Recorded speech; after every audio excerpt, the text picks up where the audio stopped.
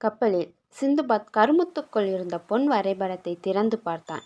அதில் இருந்த எழுத்துக்கள் மிகவும் புதிராக இருந்தன.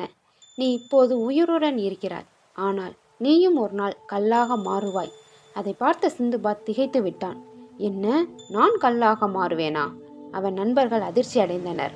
அவனோடு இருந்த நண்பரில் ஒருவன், சிந்துபாத், இது நல்லதல்ல, இந்த சாபம் இன்னும் முறிக்கப்படவில்லை போல் என்றான். அந்த நேரத்தில் திடீரென சிந்துபாத்தின் உடலில் சிறிய கருப்பு புள்ளிகள் தோன்றத் தொடங்கின.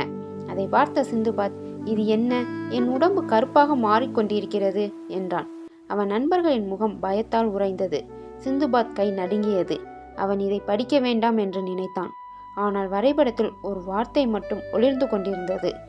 அந்த வார்த்தை என்ன? அந்த வார்த்தைக்குள் இருக்கும் மர்மம் என்னவாக இருக்கும்? சிந்துபாத்தின் உடலில் ஏற்பட்ட கருப்பு மறையுமா? வரைபடத்தில் இருந்த வார்த்தை இதுதான்.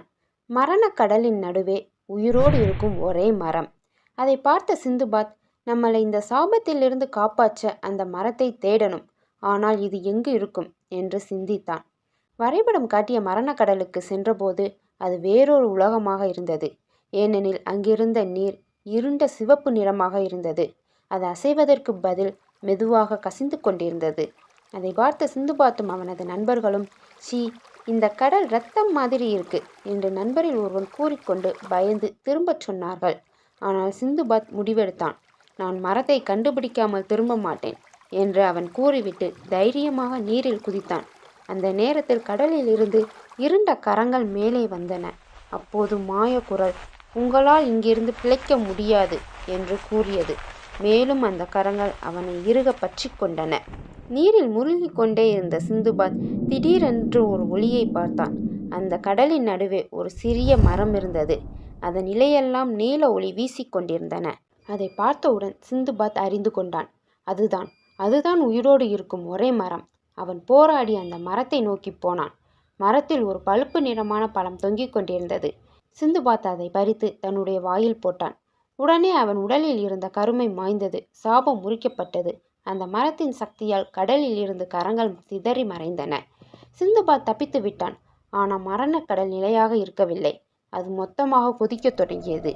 அதனை கண்ட சிந்துபாத்தும் அவனது நண்பர்களும், நாம் இங்கிருந்து வெளியேறணும் என்று கூறி உடனடியாக விரைந்து கப்பலுக்கு சென்றனர்.